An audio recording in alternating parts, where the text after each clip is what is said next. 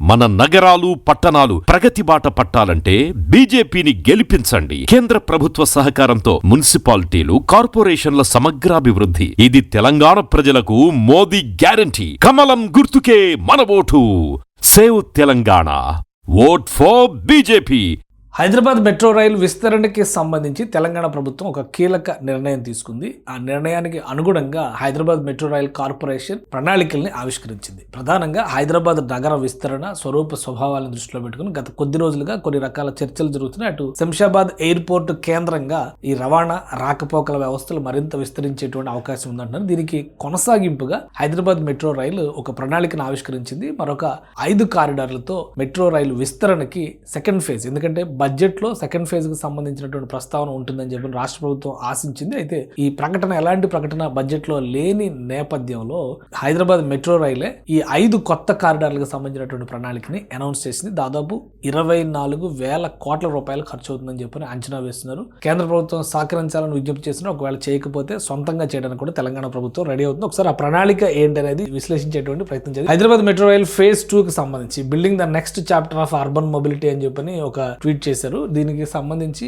Tweet చేయడం అనేది 2 రోజుల క్రితమే ఇన్ఫర్మేషన్ వచ్చింది. బట్ రూట్ మ్యాప్స్ తో సహా ఒక క్లారిటీ ఇచ్చింది ఇప్పుడు Hyderabad metro rail corporation. Gearing up the requirements అన్నమాట. అంటే ఫేజ్ 2కి సంబంధించి ఏ విధంగా హైదరాబాద్ ని స్మార్టర్ గా చేయబోతున్నారు అనేది మొత్తం ఈ కారిడార్ లో, ఈ ఫేజ్ 2 కారిడార్ లో 76 కిలోమీటర్ల మేర, 76.4 కిలోమీటర్ల మేర విస్తరించబోతున్నారు. అంటే ఓవరాల్ గా మెట్రో రైలు వ్యవస్థ హైదరాబాద్ లో దాదాపు 163 కిలోమీటర్ల వరకు విస్తరించేటువంటి అవకాశం ఉంది. ప్రస్తుతం ఉన్నటువంటి ఎగ్జిస్టెడ్ కారిడార్లతో పాటు కొత్తగా వస్తున్నటువంటి కారిడార్, కొత్తగా 5 కారిడార్లు అనౌన్స్ చేసింది. 1, 2, 3, 4, 5 మొత్తం 5 కారిడార్లు. అలానే డిపిఆర్స్ ని యూనియన్ గవర్నమెంట్ కి సబ్మిట్ చేసామని చెప్తున్నారు. 2,787 కోట్ల రూపాయలు ల్యాండ్ ఎక్విజిషన్ కి సంబంధించి జనవరిలోనే రాష్ట్ర ప్రభుత్వం నిర్ణయం తీసుకుంది. సో అడ్మినిస్ట్రేటివ్ శాంక్షన్ అనేది రాష్ట్ర ప్రభుత్వ పక్షాన క్లియరెన్స్ వచ్చేసినట్టే. సో కొత్త రూట్ మ్యాప్స్ ఏ విధంగా ఉండబోతున్నాయి? నాగోల్ నుంచి శంషాబాద్ కి ఫస్ట్ విస్తరణ జరగబోతుంది. నాగోల్ నుంచి శంషాబాద్ కి, తర్వాత రాయదుర్గ్ నుంచి కోకాపేట మెట్రోపోలిస్ కి చేయబోతున్నారు. తర్వాత ఎంజీబీఎస్ నుంచి చాంద్రాయణ గుట్టకి, మియాపూర్ నుంచి పటాన్ చెరువుకి,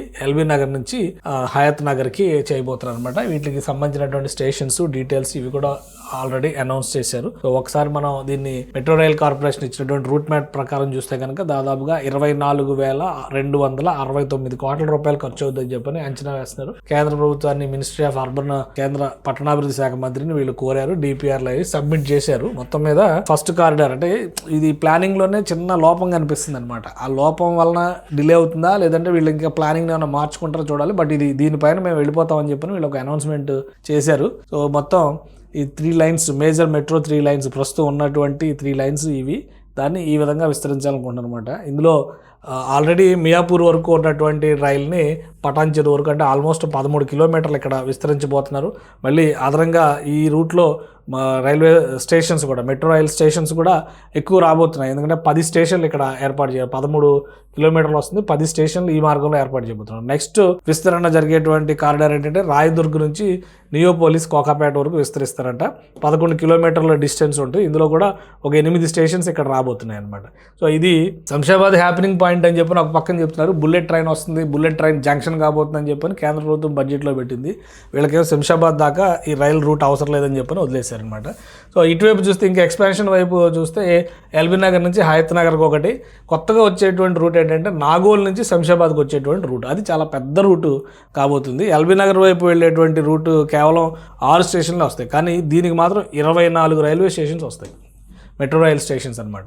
సో దీని మీద ఇప్పుడు రాష్ట్ర ప్రభుత్వం చాలా సీరియస్గా కసరత్తు చేస్తుంది. అయితే ఇందులో ఉన్న లోపం ఏంటి అనేది మనం ఇప్పుడు ఒక్కసారి డిస్కస్ చేద్దాం. రూట్ మ్యాప్ బాగుంది, కానీ ఏంటంటే ఎయిర్పోర్ట్ వినియోగం ఎక్కువగా చేసేది ఏంటంటే హై నెట్వర్త్ ఇండివిజువల్స్ ఉండేటువంటి ఏరియాస్ ఎయిర్పోర్ట్ని ఉపయోగిస్తాయి, ఎయిర్పోర్ట్కి మెట్రోలో వెళ్ళాలంటే. కానీ ఇక్కడ ఇచ్చినటువంటి ప్లాన్ ఏంటంటే నాగోల్లో ఉండరని కాదు, బట్ ఈస్ట్ సిటీ నుంచి సౌత్ సిటీ కనెక్టింగ్ పాయింట్ లాగా మనం చూడాల్సి ఉంటుంది. కాకపోతే ఇక్కడ కంటే కూడా హై నెట్వర్త్ లేదా సాఫ్ట్వేర్ రిలేటెడ్ ఎక్కువ ట్రావెల్ చేసేటువంటి అవసరం ఉండేటువంటి వాళ్ళంతా కూడా ఈ ఏరియాలో ఉంటారు. ఇప్పుడు నియోపోలిసు, ఈ గోపన్నపల్లి అంటే ఫైనాన్షియల్ డిస్ట్రిక్ట్, ఈ ఏరియాలో ఎక్కువ నార్సింగి ఇటువైపు ఎక్కువ ఉంటారు. బట్ దీని కనెక్టివిటీని గాలికి వదిలేశారు. ఆల్రెడీ దీనిపైన ఇంత ముందర రూట్ మ్యాప్ కూడా చేసేశారు.